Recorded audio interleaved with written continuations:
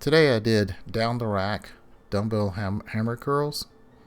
I used the 65, performed 4 reps, put it down, picked up the 75, performed 4 reps, put it down, and then the 85. I did 2 sets of these. The 85 is a little bit too heavy for me because I had to do a little bit of swinging at the end, especially on my left arm since I'm a right-handed person.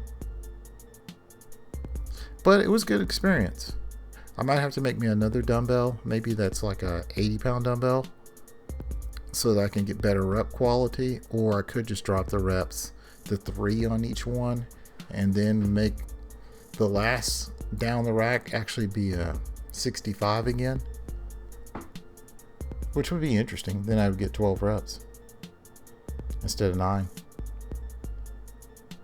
Anyway, I did 2 sets of those. Then I followed that with banded barbell curls, concentrating on actually doing the reps slow until I could not do it no more. Then I kind of speeded up the negative and positive.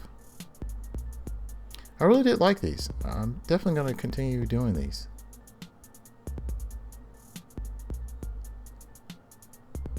These were difficult. They were so difficult.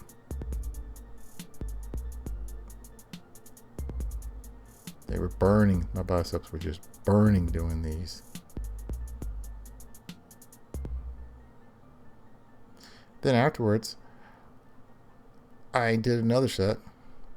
And what's really neat about doing these is you can actually move in to make the weight lighter. You can move back to make the weight heavier. So there were times when I was performing the lift, I had to move in to make it easier.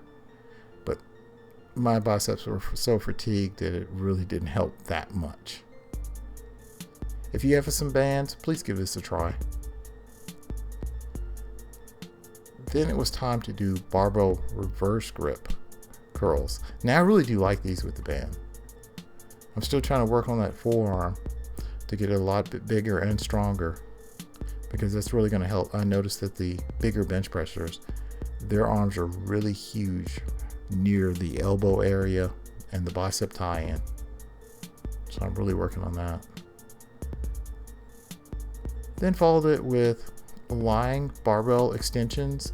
Now, why I'm laying on the floor is this allows me to control the range of the bar, and I really do like these. So like right now I'm using the 35s. So the height of the 35 is as low as my arm will go. Of course, if I use a 10, my arm's going to go lower. If I use a 45, it's going to be higher. These are pretty neat exercises to do. I usually stick to anywhere from 6 to 10 reps, and I increase the weight each set. And believe it or not, these do not bother my elbows at all. So I really don't wear wraps or anything around my elbows at all when I'm doing these, unless I'm going really, really, really heavy. This is my final set of them. Also, when you do these, sometimes you can get heavy enough that you might need someone to hold, put pressure on your knees or stand on your feet, because it will pull you over when you're doing this exercise. And then for my final tricep exercise, I did dumbbell extensions. I'm working the long head of the tricep. I usually do 10 to 12 reps on these. This is more of a concentration movement for me. I'm not trying to pile on a lot of weight right on this exercise. I definitely don't want to injure my shoulder. I know you're saying it's a tricep exercise. How can you injure your shoulder? Well, I'm trying to put a weight behind my head. And if I'm not really careful, I could injure my shoulder. As you can see, my rest periods are pretty short. Also, if you stick around in this video, I'll actually do arm measurements so you can actually see my arm size. I had a few people earlier in my videos ask me how big is my arm, so I went ahead and just measured it on camera so that you can see.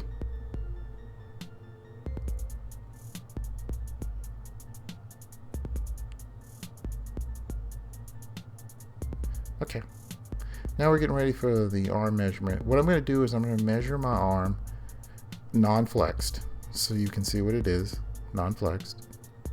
Then I'm going to flex my arm. Got to get the tape measure in the right place.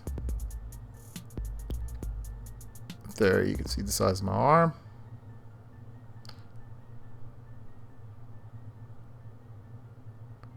Thank you for watching.